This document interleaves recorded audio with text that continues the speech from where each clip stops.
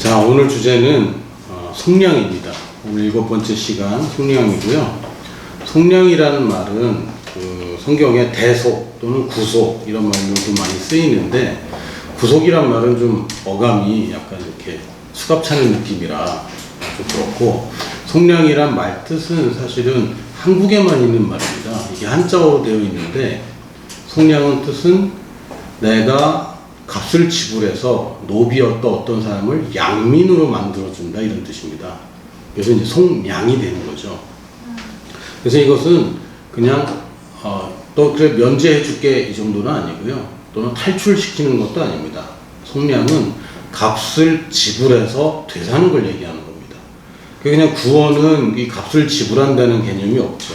그러나 속량에는 값을 지불한다는 개념이 있습니다.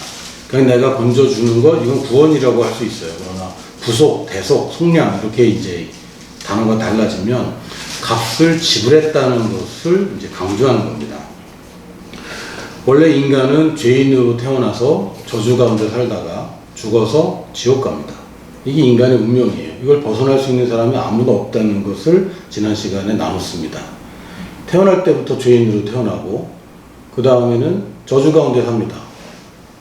태어날 때 어렵게 태어났기 때문에 사는 거라도 좀 잘 살아야 되는데 그렇지 않죠. 마지막도 결국은 죽어서 지옥 갑니다. 이게 인간의 인생이에요. 그러면 이 인간의 인생에 대한 값을 지불하기 위해서는 하나님이 그냥 이거 어떤 걸로 쳐라고 하지 못하는 거예요.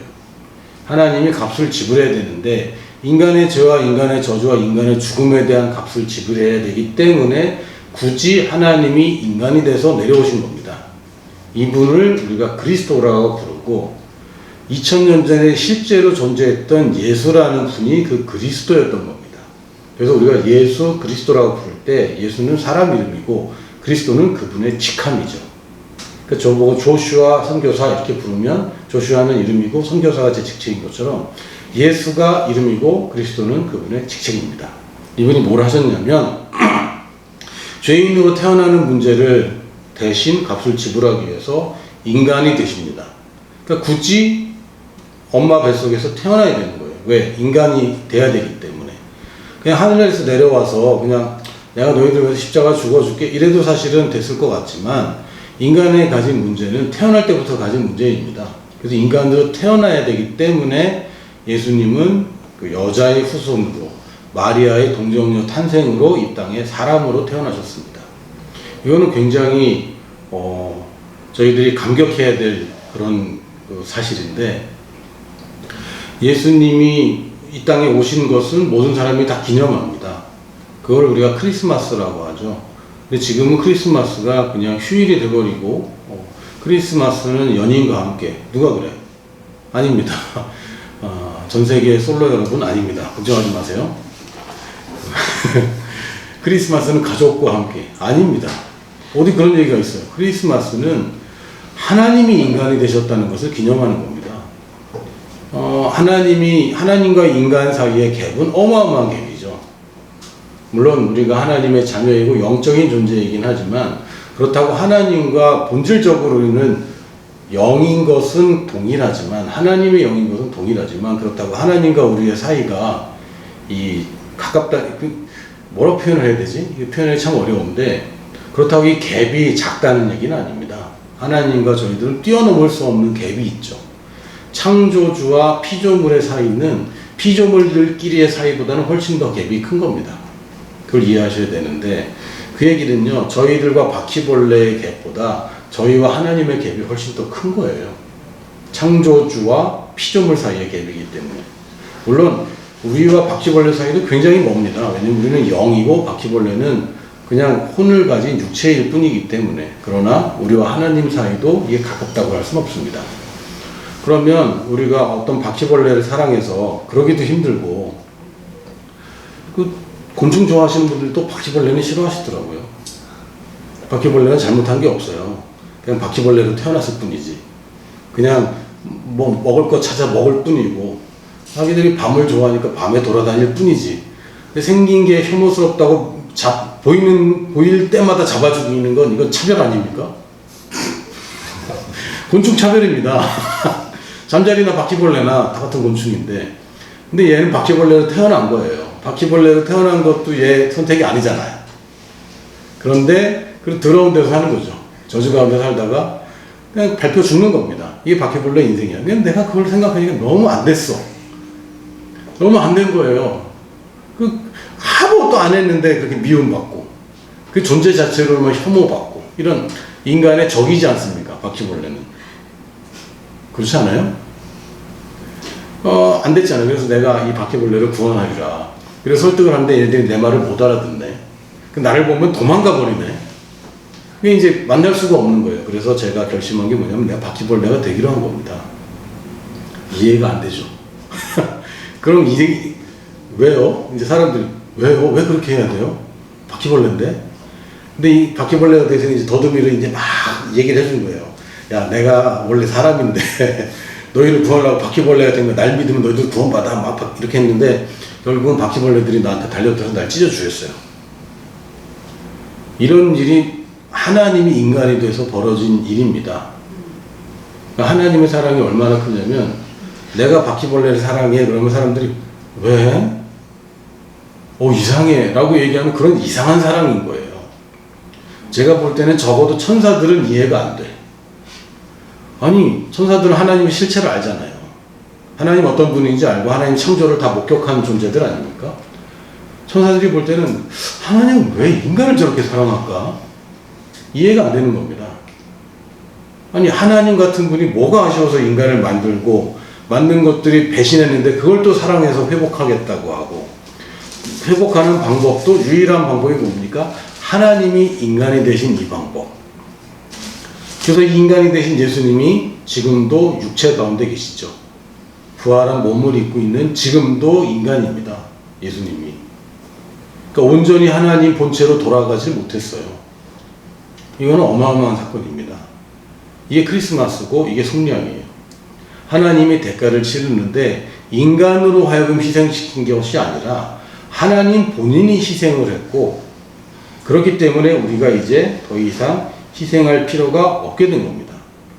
그래서 마리아를 통한 동정녀 탄생이 그렇게 중요한 거고, 성경에서는 그걸 중요하게 다루고 있습니다. 예수님이 인간으로 태어나셨다. 우리는 이제 당연하지, 역사적 사실이니까. 그러나 하나님 입장에서 보면 그냥 천사를 보낸 것도 아니고, 하나님이 잠깐 왔다 가는 것도 아니고, 하나님이 인간이 되셨습니다. 왜요? 인간이 죄인으로 태어나는 문제를 해결하기 위해서 예수님이 죄 없는 인간으로 태어났으나 죄가 되셨습니다. 갈라디아서 3장 13절에 보니까 그리스도께서 우리를 위하여 저주를 받은 바 되사 율법의 저주에서 우리를 속량하셨으니, 예수님이 우리 저주를 다 받았습니다. 왜요? 우리 저주를 속량하기 위해서 값을 치르신 거죠. 나무에 기록된 바 나무에 달린 자마다 저주 아래에 있는 자라 하였습니다. 나무에 달렸습니다. 십자가에 달렸는데 저주받은 자가 된 겁니다. 성경에 따르면 예수님이 죄인이 되었다는 표현이 아니라 죄가 되셨다고 되어 있습니다. 인류의 모든 죄를 뒤집어 쓰기 위해서는 죄인 한 사람으로 안 되고 죄 자체가 되셨습니다. 그리고 하나님께서도 외면하고 하나님께서도 거절한 사람이 되어버렸어요. 왜? 죄이기 때문에. 하나님은 죄인은 사랑하시지만 죄는 받아들일 수 없어요. 맞습니까? 죄인은 사랑하세요. 하나님의 형상대로 창조되었으나 타락하고 망가진 죄인은 사랑하시지만 죄를 사랑할 수는 없습니다. 그래서 예수님이 십자가에서 죄가 되셨기 때문에 엘리 엘리 라마 사박다니, 나의 하나님 어찌하여 나를 버리시나이까, 완전히 버림받았습니다. 저주라는 게 뭡니까? 하나님과 끊어진 그 상태를 저주라고 그러는데 예수님이 저주를 받은 바 되었죠. 하나님의 심판을 받아서 죄가 되었고, 죄가 되니까 저주까지 다 받았습니다. 지난 시간에 얘기했듯이 저주, 질병과 가난도 예수님이 다 짊어지셨습니다. 어디서? 나무 위에서. 예수님이 가난하게 되신 것은 사역할 때 가난하셨다는 얘기 아닙니다. 그러나 모든 것을 다 잃어버린 자가 되셨죠. 그리고 마지막으로 예수님이 우리 대신 죽으셨습니다. 근데 여러분들 생각해야 될 것은 뭐냐면, 우리가 받은 그 아담의 죽음이라는 것은, 처음에 이제 죽음에 대해서 말씀드렸잖아요. 영적 죽음이 있고 거기에 따른 육체적인 죽음이 따라오는 것이고 그 다음에는 영원한 죽음이 있는 겁니다. 이게 원래 실체이고 우리는 지금 요 사이에 있는 거죠. 아직 영적으로 죽어 있지만 육체적으로 죽지 않은 이 상태. 그러나 예수님께서 담당하신 것은 요것까지 담당하신 겁니다. 그렇죠? 영원한 심판은 아직 벌어지지도 않은 거고 나중에 영원한 심판이 벌어질 때는 이거는 개인이 당하는 거지 예수님이 당해주는 게 아닙니다. 예수님이 영원한 심판까지 받으셨다면 인류는 예수님 믿을 필요도 없어요. 심판이 다 면제됐으니까. 그건 아니고 우리가 살아있는 동안에 이제 심판을 받고 그 심판까지도 예수님이 담당했기 때문에 우리의 육체적인 죽음에 대한 것도 예수님이 다 담당한 겁니다. 그러면 육체적인 죽음은 그냥 이 목숨이 끊어지는 걸 얘기하고 영적 죽음이 사실은 실체인데 예수님이 짊어진 우리의 저주는 영적 죽음이지 육체적인 죽음만 있는 건 아니죠. 예수님이 영적으로 죽으셨습니다. 그 얘기는 하나님으로부터 끊어진 상태가 됐다는 거고 예수님은 사망에 내려갔다는 얘기입니다. 사망을 사람들이 이제 지옥이라고까지도 부릅니다. 근데 한국 사람이 생각하는 지옥은 사실은 두 가지인데 지금 사망이 있는 이곳을 지옥이라고도 부릅니다.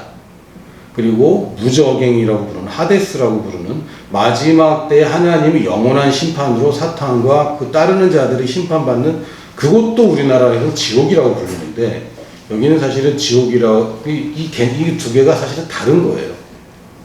그래서 언어가 왜냐면 우리나라 언어라는 게 종교와 문화가 다 결탁되어 있는데 불교나 유교나 미신, 토속 신앙에 있어서는 이런 개념이 없습니다. 왜냐하면 부활 자체가 없기 때문에 사망도 없고 부활도 없고 그리고 영원한 심판도 개념이 희박하기 때문에 그냥 죽으면 영원한 심판 이걸 그냥 합쳐버렸어요. 그러나 성경에서는 이 두 가지는 별개의 사건입니다. 그래서 예수님이 죽으셨을 때 어디 가셨냐면 밑으로 내려가셨어요. 그게 어디입니까? 죽은 자들이 사탄 밑에서 신음하는 그곳입니다. 그렇다고 심판받은 지옥이 아니라 죽은 자들이 가 있는 천국에 가지 못한 자들이 가 있는 그곳에 가셨는데 이곳을 성경에서는 옥이라고 표현했죠. 그 엄밀히 말하면 땅 밑에 있는 옥이니까 그게 지옥이에요. 그 옥자가 그 옥자입니다. 벗어나오지 못하는. 거기 가셔서 죽어있던 영혼들을 일부 구원하셨습니다. 성경에 써 있습니다. 다음 시간에 나눌 텐데 예수님은 영적인 죽음을 우리 대신 겪은 겁니다. 그리고 부활하셨죠. 이게 중요한 겁니다. 그래서 예수님은 육체로만 죽은 것이 아니라 영적으로도 죽으셨고 왜냐하면 우리의 본질적인 저주가 그것이기 때문에 예수님이 그것을 대가를 다 치렀을 뿐만 아니라 부활하심으로 그 결제 시스템을 아예 없애버린 겁니다. 그러니까 값을 치르지 않고 무효야 하면 이거는 불법인 거예요. 그러나 값을 다 치르고 이제는 값을 다 치렀기 때문에 이 시스템 자체를 이제 폐기. 그렇게 했기 때문에 예수님이 부활하신 겁니다. 예수님이 이 죽음을 이기셨습니다. 죽음의 대가를 치르셨을 뿐만 아니라 죽음을 이기셨기 때문에 이제 우리가 보는 것은 우리가 믿는 것은 더 이상 그냥 죽었는데 천국 가는 걸 보는 게 아니라 부활을 보는 겁니다. 우리도. 예수님이 그것까지 하셨기 때문에. 우리도 승리하는 걸 바라보는 겁니다. 예수님이 대가를 치르고 그냥 패배자로서 지옥에 계신 게 아니라면 우리는 겨우 그냥 갑집을 하고 겨우 살아난 존재가 아니라 예수님을 따라서 우리도 승리한 자가 되는 겁니다. 그래서 우리도 봐야 되는 것은 우리도 부활이고 사도 바울이 계속 얘기합니다. 내가 내 부활을 바라본다고. 근데 많은 그리스도인들이 구원을 바라보고 부활까지는 보지 않고 있어요. 그러나 우리가 바라봐야 되는 것은 예수님의 부활과 같은 나의 부활이고 이건 마지막 때에 관한 얘기고 선교의 완성에 대한 이야기고 예수님의 재림에 관한 이야기입니다. 거기까지 가야 사실은 온전한 복음을 아는 것입니다. 오늘은 여기까지. 다음 시간에 또 만나요.